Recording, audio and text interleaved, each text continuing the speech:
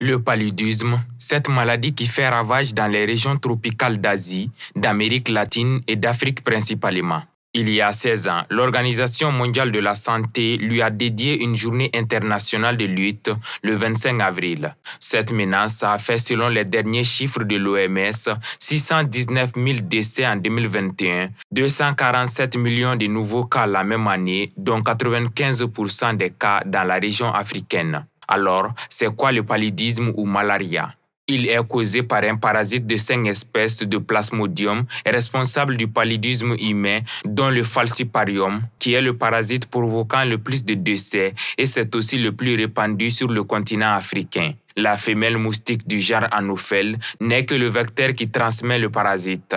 Les symptômes courants sont fièvre, diarrhée, maux de tête, sueur et frissons, nausées, vomissements, douleurs musculaires et maux d'estomac. Les conséquences sont dramatiques dans les cas les plus graves. Le coma, des convulsions, l'insuffisance respiratoire, l'insuffisance rénale et bien sûr la mort. Les femmes enceintes et les enfants de moins de 5 ans représentent 80% des décès dus au paludisme dans le monde. Chaque minute, un enfant de moins de 5 ans meurt du paludisme dans le monde. Il faut donc rapidement et efficacement lutter contre la malaria. Pour ce faire, plusieurs moyens ont été déployés pour la prévention et le traitement. Les moustiquaires et insecticides, la chimioprévention, les traitements antipaludiens. Le parasite s'adaptant avec plusieurs variants, il n'existe pour l'instant aucun vaccin très efficace contre le paludisme, mais la recherche progresse. Le vaccin R21 Matrix M d'Oxford s'est quant à lui avéré efficace à 77% pour prévenir le paludisme selon une étude de l'université. C'est la première fois qu'un vaccin a dépassé l'objectif d'efficacité fixé par l'OMS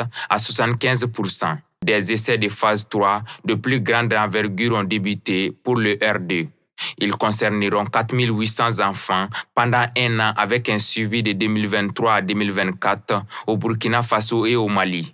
En octobre 2021, l'Organisation mondiale de la santé OMS a recommandé l'utilisation généralisée du vaccin antipaludique RTSS chez les enfants pour la prévention du paludisme. La recommandation est fondée sur les résultats du programme pilote au cours en Ghana, au Kenya et au Malawi, qui a permis d'atteindre plus de 800 000 enfants depuis 2019.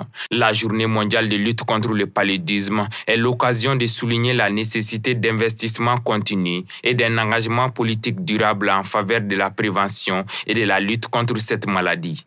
En 2023, le thème choisi est « Il est temps de parvenir à 0 cas de paludisme ». Investir, innover et mettre en œuvre.